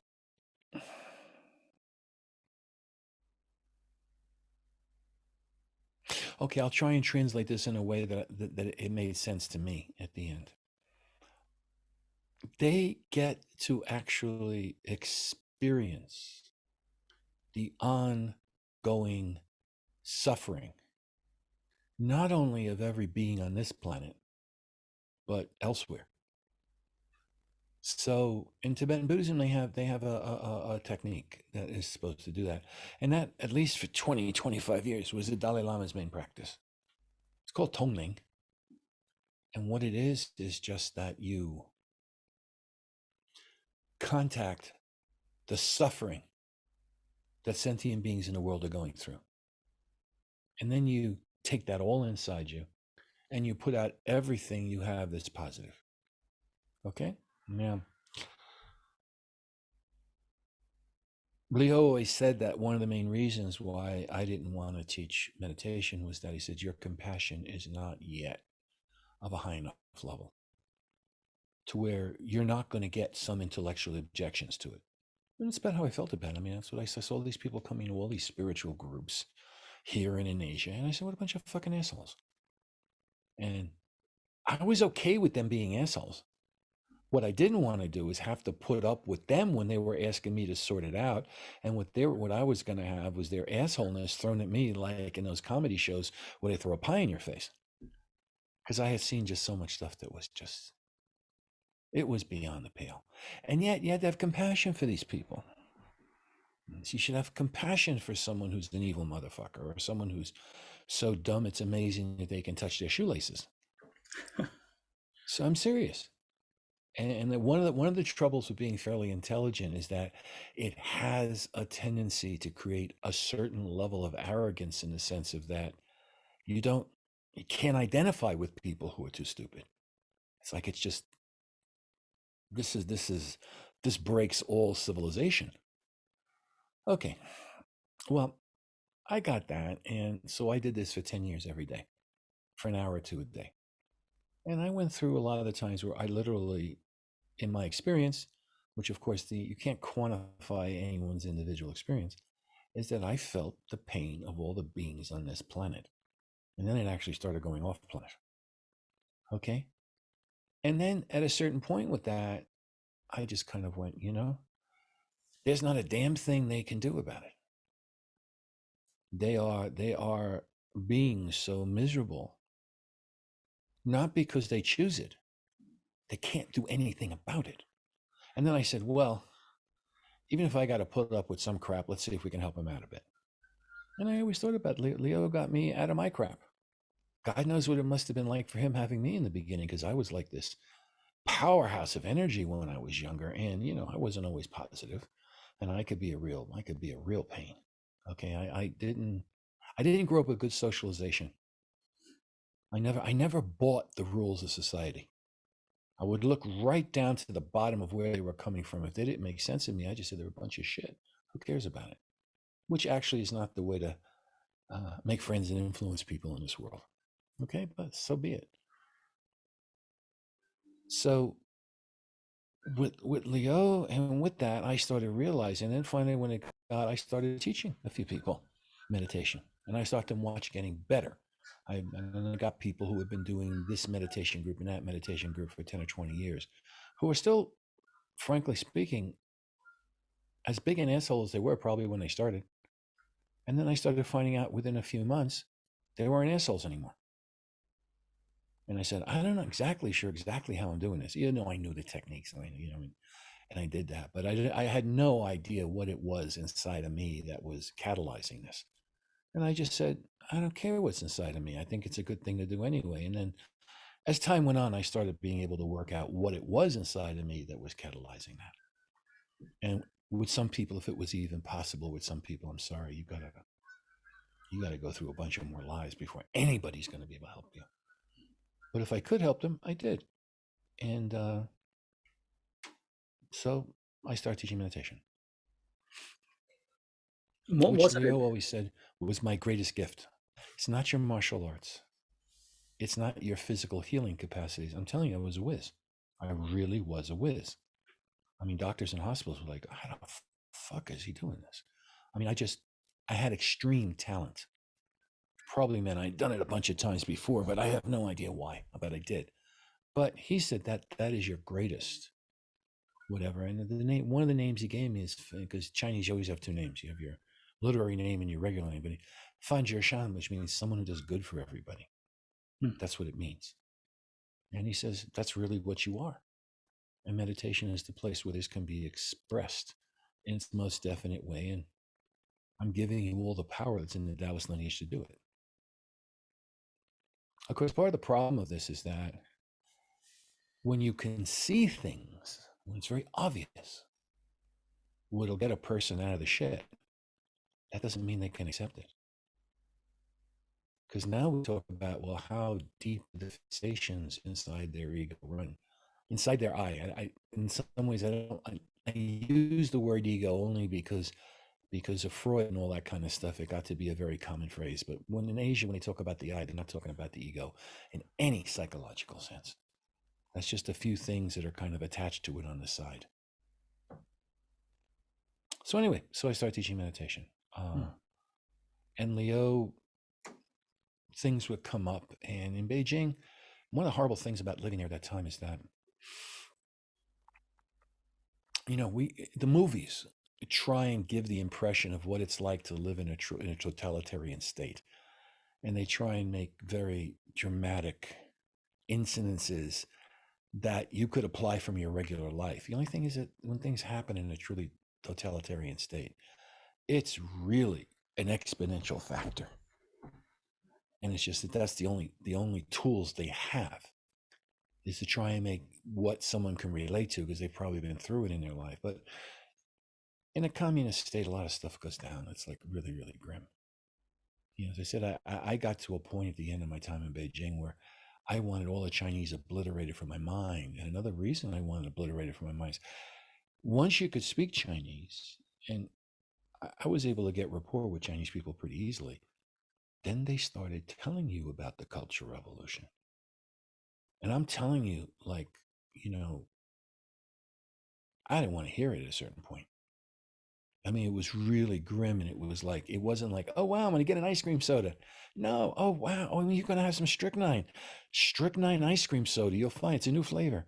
No, it was pretty horrible. I mean, I did one thing with like that you could say was maybe a parallel. I don't know if people can understand or not. The rest and recreation camps of the Nazis. Two of them, which most people have heard of, is Auschwitz and Dachau. Okay, and I went to Krakow, and I spent almost a week there, going there for hours a day, clearing out the spirits of the people from Dachau who were locked to that land, who could not escape. Okay, it was almost, just think of it almost like some sort of big giant psychic cow was, was eating them or sucking the milk out of them or something. I did that for a week. Now, I got to tell you something. If I had not done tonglen for 10 years, there's no way I wouldn't have bailed inside of an hour. But I did, and it's like, yeah, I was always very surprised because, one of the big myths that runs around the West, which I don't know if it's true or false. I really don't. I'm not trying to make this like it's false. I don't know.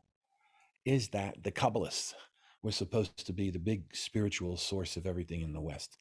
So I would think, well, I mean, that came from Moses, and I found out historically a lot of that stuff is just not historically accurate. But leaving that aside, and that they had all these superpowers and everything and everything and everything, and after having gone through that week in Auschwitz and having done another 3 or 4 days in Dachau, I would do, when this was happening, when I would go and teach courses in Europe, I would simply knock off a block of time. That's what I do with my free time. It's an interesting hobby if you don't think about it. But they were still there, and I said, wait a second. These are Jews this happened to. I mean, this was not happening to, Catholics or Ubangi Indians from Africa. Okay? And so I cannot believe that they did not go and free these people if they had all these abilities. The only conclusion I could come to is they didn't. And that there was a lot of stuff about the Kabbalah that is very exaggerated, because most of what has gotten people about the Kabbalah, it's always supposed to be the superpowers that get people, but it isn't. Most of it's just a lot of intellectual stuff. And in this one sense, when it comes truly to spirituality, I've come to a conclusion, and I'm in my 70s. I've come to this conclusion, and it's been tested a million times. We take because stuff is written in a goddamn book. It's the truth. Well, I don't know about that. Because you want to know something? On that basis, Hollywood scriptwriters could come up with any alternative universe you want. One of the bigger disappointing spiritual movements that's out there, okay, and I could really get a lot more negative than that, but I'll leave it at that, is Scientology. And where did Scientology come from? It came from this ordinary guy who was one of the best science fiction writers ever. Won every award you could get, and and he just said, well, sheesh. Now, if I really wanted to have a good time, what should I do? Simple, make a religion. Religions have generally throughout all of human history been very profitable business. If you want to use the term business in the sense of a government's a business, they've always worked. And so he did this thing in Scientology. If you know anything about its history, they are fascist and a half. There's no two ways about it. There's no two ways about it. I mean, I've known people who've come into conflict with them because they said some nasty things about Scientology, and they'll sick their army of private detectives and this and that on you. And, the U.S. government, was going to try and make them pay taxes. But what they did is they just did such a giant PR thing that it exhausted the people, and they decided they were going to spend way more money trying to get them to where they could be declassified as a religion, then they would get money back from it in taxes. Anyway, whatever. And, these days there's all sorts of films and exposés about them and whatnot, but I know people who were going through this in the 1950s. So it isn't like this was just, We tend to think, oh, something happened 5 years ago. Oh, it's kind of new. And wait a minute, it's been going on for 1,000 years, and that's no different than something that happened 5 years ago. Well, one thing's got legs, and it just means that's kind of what they do. They weren't just having a bad patch. This is what they. But anyway, so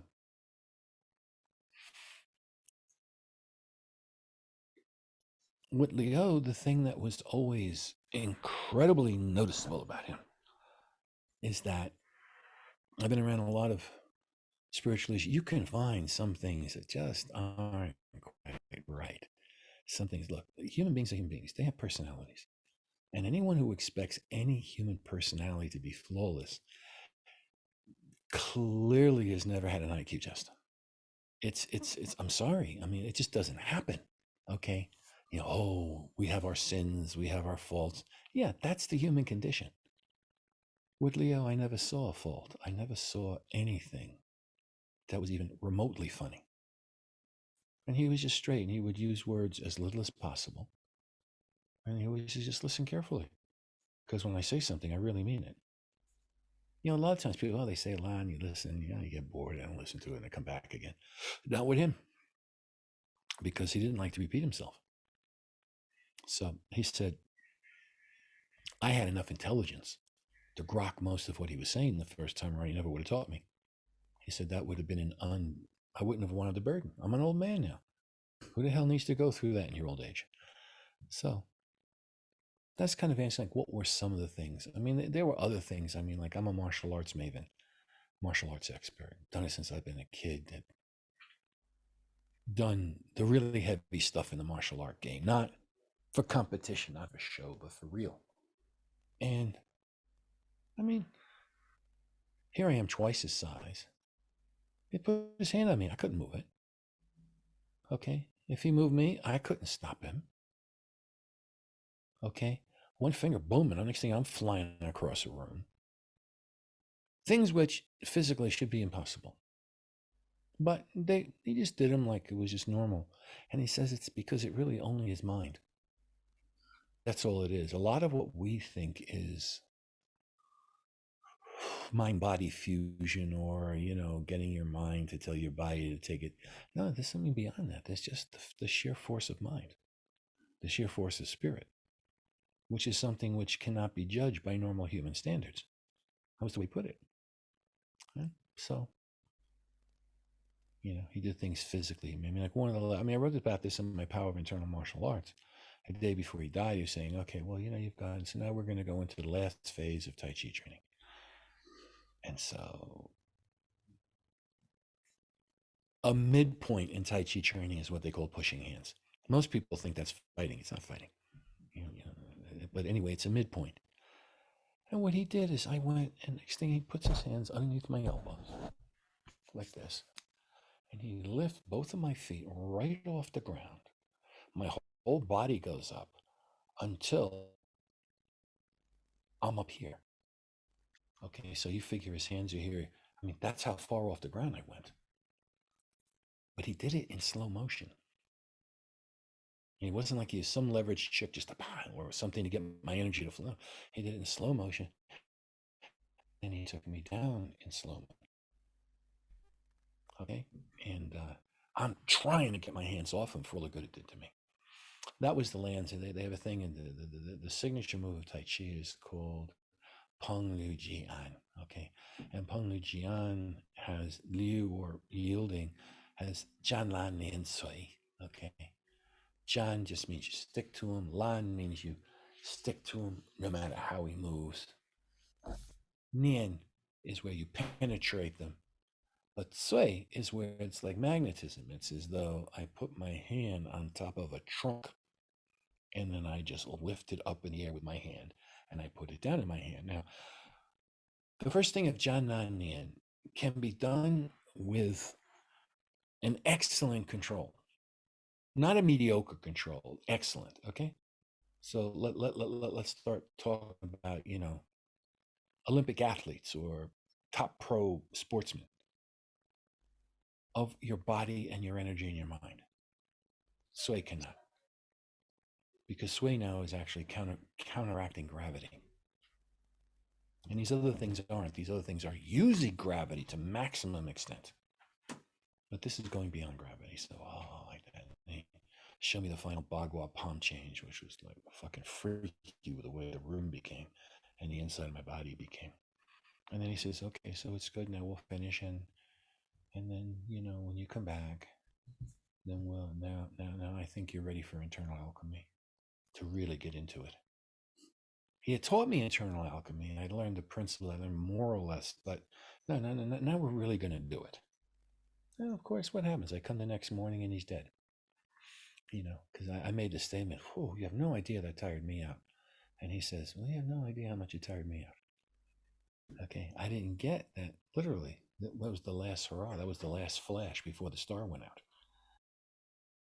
And beside crying for weeks on end and feeling miserable, it's like, I was his adopted son, but I got to tell you, this was a lot stronger than what you get for dear old dad. This is the kind of sadness when you talk about what one of these, people who became enlightened, what they were like when their guru died. It doesn't last that long. Within a couple of weeks, I arrived at the point like it was with tonglen, where no matter what happened, I just took it in and it turned into compassion. But still, for a couple of weeks, it was really rough. It was really rough. Mm. My students told me for many years when I would talk about Liu, they would just get affected by something that was really, really powerful. Not anymore, because now it's just everything's the same. Everything is coming out of the Tao or the primordial soup or whatever term you want to use. And that permeates everything. When you start getting into that to whatever degree, then all these minor yin-yang variations, they just don't have an impact anymore. How do you relate now to the suffering and pain of the world and beyond? You're talking about, that's fascinating. You're talking about Auschwitz and what you did there. Was it tonglen you did there? No. What I did is the same thing you do in exorcisms. I dissolved the energy of what was holding them in that place and the suffering they would go through. I wasn't doing tonglen. It was like I have a cup full of water. I just dissolved the water till it was gone. It wasn't a tonglen. What I did was straight Taoist exorcism. Nothing to do with Buddhism. I was only saying that what the tonglen thing did was get me over the what that dumb motherfucker, or we would say in New York, man, why don't you go and play in traffic and let a car run you over? I mean, that's about all you're good for. Okay, and that's a very New York City kind of attitude, which doesn't mean you're trying to kill the person. It's just that, like this person is so damn ridiculous. If there was any universal justice in the world, he'd be gone, just because he's so ridiculous. But no. I did Taoist dissolving. I did what I learned as an exorcist. Do you still do that for locations, either remotely or in person? I don't practice exorcism often. Only on very special occasions. I've done it with some students because, just rather than having to spend 30 or 50 hours, I'd rather just do something where in 3 minutes I can take care of them. But no, and I'm not offering, I'm saying this very specifically because I'm not offering my services. No, that's not what I meant. Yeah, well, I had that too. The reason why in my original biography, with opening the energy gates in my body, I just mentioned, I did some Taoist healing work. I did not put in any sort of detail because my oath as a Taoist priest was that I had to complete healing work on 10,000 patients before I was free of the obligation. After that, I was free to do it or not. But the first 10,000, it wasn't my freedom, just like when I learned the Taoist sexual stuff, because I had all sorts of, shall we say, tricky stuff in my family background. I had to have sex with 1,000 women before I was no longer obligated to have sex.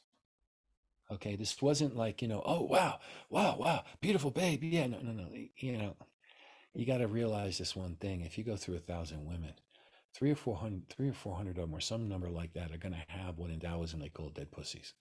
It's like you go to bed with them, you do whatever, you suck whatever, you stick whatever in, you do whatever transfers, and all you're going through the whole time is, when the hell is this going to be over? How the hell can I get out of here? Where in the West, where especially we have this whole puritanical stuff, it's like, it's a big thing to get laid. Yeah, but you know something? Talk to rock stars sometimes who had the legions of groupies coming through. And then a lot of them, man, they're just happy if they find one woman they can be married to. And, you know, and it was like the rest of it was like a lot of it was just a big, boring mess. Okay, it's something like that, but not exactly the same, but it's as good a metaphor as I can come up with. Well, this has been fascinating, Bruce. Thank you very much. But something I think that would be useful for the people who are going to listen to this is, look, there is the fire and the water tradition in Taoism. And the water tradition of Taoism, the phrase which only people who do the fire traditions start to realize at a very advanced level, is that how do you put forth your full effort, your full everything, but without force, without using force at all, letting things happen the way they will. And in the water method, there's no attempt to, all the methods in the water method are not the attempt that I do A to get B. I'm doing this to get that. No, it isn't. You do A because it's a good thing to do, and it will commonly result in B arriving. But there's not, I do it to get something. It's not transactional or quid pro quo. It's not done for that reason. It's really not. So, you know, I mean, generally in Taoism, the standing and the moving practices are the entry level into just getting qi to really work inside the body. The sitting practices, now understand what you do in the standing and the moving, everything else can be done inside those, but it's much harder to get it. As an initial entry point, they're the easiest. But then if you want to start dealing with the emotional and the mental and the psychic and the karmic, that stuff is most easily done through sitting. Okay? Now, which is not to say that a lot of people will take the standing and then they'll try and do it like it's sitting. It's just that it's harder. So it's like, you know, why spend $100,000 to get something done you could get done with 20? That's a simple way of putting it. So, and then the next one, lying down, is considered to be the most difficult of them all. Because when you do lying down practices, you have to let your body get completely relaxed. And then you move energy through your channels. And you go through from the physical to the emotional to the mental. But you're doing it lying down and your body is totally relaxed to where it can appear as though you're asleep. Okay, I remember that I used to like doing, for a lot of years, I really liked doing lying down practices. No two ways about it. And we had this earthquake in San Francisco. I think it was 89. And around that time, I'd be lying down for hours. And at times, I would snore. But I was wide awake. My body was asleep. And when your body is asleep, you snore. You can snore. And, you know, my ex-wife at that time, she was saying blah, blah, blah, blah, blah, blah. And she, you know, she thought I was asleep. I think she was saying is to relieve her frustration. And then in the middle of it, I would say like one or two sentences that would sort everything out, which showed her that I had heard everything that had gone on. I had processed it. But normally, most of the time, I wouldn't bother to respond. What for? You know, what I was doing really had nothing to do with that. I mean, or it didn't matter if I had something to do with it or not. But in this particular case, the thing that happened, it was somewhat important. Okay. And then, you know, other things was around that era. So again, yeah, And now, I mean, you know,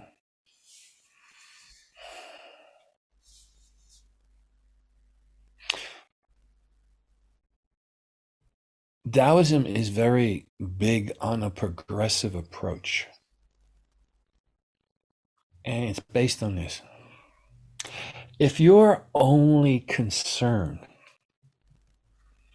with spiritual awakening and being able to be awake and do stuff after you die, then all these things about making your body healthy, making your emotions healthy, having your mind be healthy, having karma be healthy, so what? If you just could cut straight to the chase and go past karma into where you find out what your I is, when you find, then why not just go straight to there? Why bother with the rest of it? But in the Dzogchen tradition in Tibet, there are really like two really major streams of thought. Dzogchen was originally supposed to have been started kind of going from Vajrasattva, but it manifests in this world in a guy called Garab Dorje.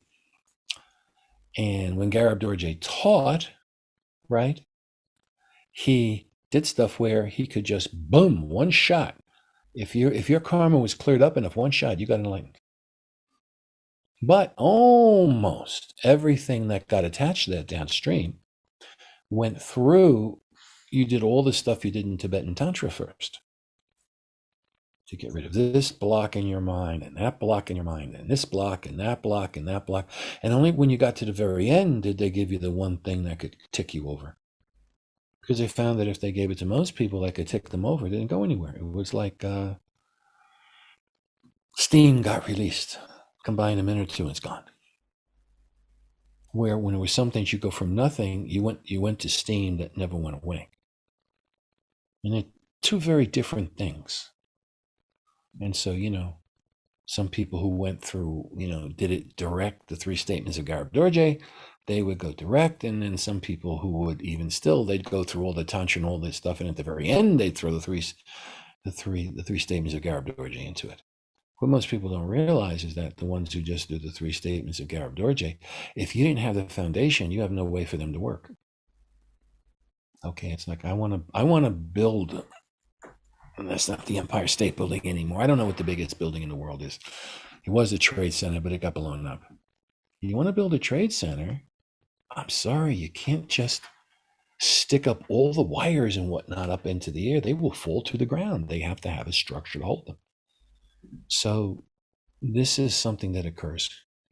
Ramana Maharshi, when he did his thing of who am I, you had to go through all the things that you weren't before you could get to the point where you could see the thing that you were. I'm just saying these are methods. So, you know, me, I get, in one sense, it's somewhat disappointing. I was a martial art guy when I was younger, so I would teach Tai Chi and I would teach the martial arts side of Tai Chi. Most people say Tai Chi has nothing to do with martial arts. You can't do anything with martial arts. Well, we're going to fight in slow motion, which I really, to me, shows me that those people have a very low IQ. It's okay. They can't see it's obvious. No, so it's a matter of training. And there's a whole thing about, well, how do you use all the stuff in Tai Chi, which is never explained. And maybe 2 or 3% of people nowadays who do Tai Chi know anything about it. But then the statements about Tai Chi is not for martial arts and for fighting is all coming from the 97% who don't know anything about it. And they forget, you know, the stuff of Tai Chi, the way it came about in its history, and, you know, being convoy guards and being the emperor's guards, where to be an emperor's guard, you got to be pretty good because everyone's trying to kill the emperor. Okay, so you got to be the best of the best.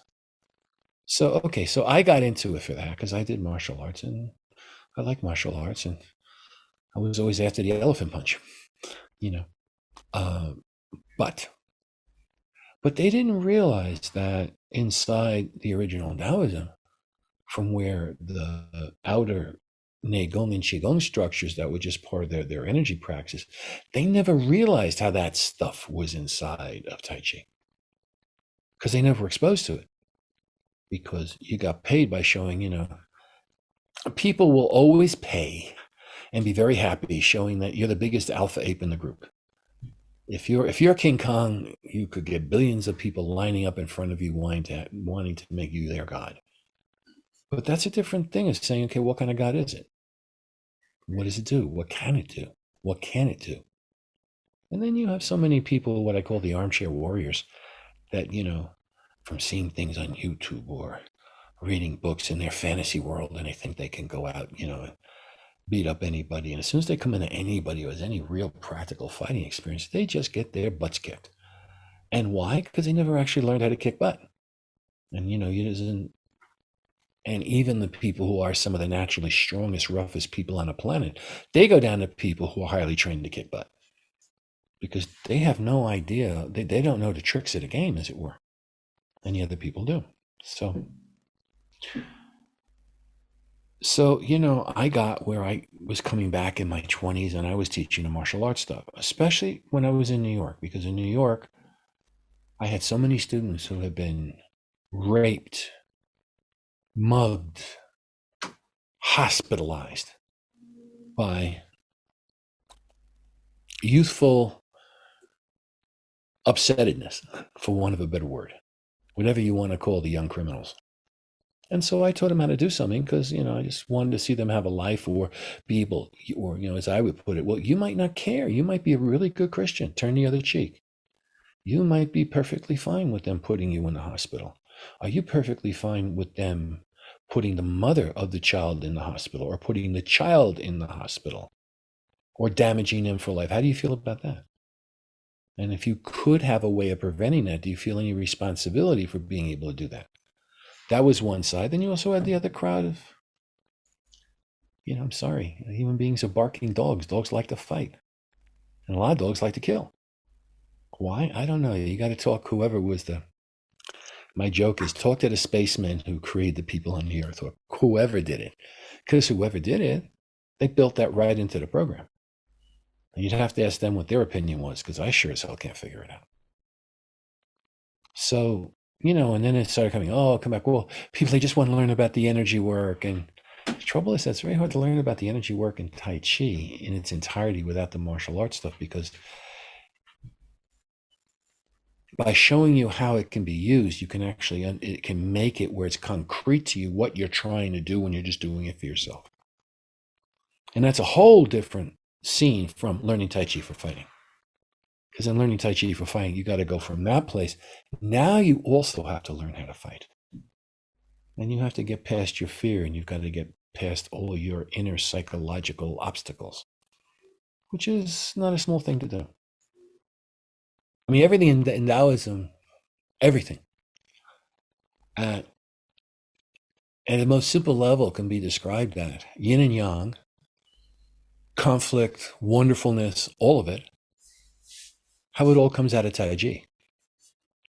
The Tai Chi, which is in the middle, is where all of it comes out of. And the way, not only through getting past suffering, but also getting into satisfaction with existence, which you could say is a form of suffering, but it's not exactly the same thing. These are major things that, the Taoists have. And it made sense to me. When I was younger, I kept with the Taoist thing and kept on going and just kept on walking past the Buddhist stuff, because the precepts of Taoism made more sense to me. Which just could mean that could be my mind was warped. I don't know, but it did. And then when I kind of got to where at least the basic point of Taoism was, then I went back to Buddhism and I got what they said. And, they had a thing that Taoism and Buddhism are really close. I mean, they're not, practice methods are not that close. They're different, but where they're really going for, the type of hill they're trying to climb is a very similar hill. And I just think that Taoism is a lot more natural. I mean, everything, if you can actually just take that one statement I said, that there is nothing inside of one person that's not in every person in this world. And then if you can go to the next place, which is really where it gets good, and so what? And that means, and so what to everything that's inside of one person, every other person? So what? where almost all of the human existence is about, oh no, this is so what, and that is so what. And that's why with Taoism, it goes back to the simple words, Wu So Hui and Yo So Hui. Yo So Hui, what's important, it's this and it's that. Is any of it? Well, yeah, from practical things, some things are more useful, but in terms of real human satisfaction, as long as you posit a yin or a yang as being all that important, the only thing that can be guaranteed is that whatever that source of satisfaction, I don't like the word happy, because if you know how to jiggle your energy channels, you can make yourself happy at will. It doesn't really mean much. It's just an energetic state the body goes into. But if you talk about satisfaction, the sense of it, really, if this is how it has to be for all time, I'm cool. And that is something about Taoism that I always kind of made sense to me. Of course, getting past yin and yang, that's a bear. No two ways, that's a bear. Everyone in Tibet and every one of these tantras, the 9 levels of tantra, every one of them is really talking about getting past a certain type of yin yang glitch.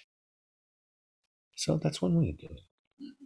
There are other ways of doing it. Anyway, Taoism did it for me, and but it's difficult for me personally teaching Taoism in the West for one real reason.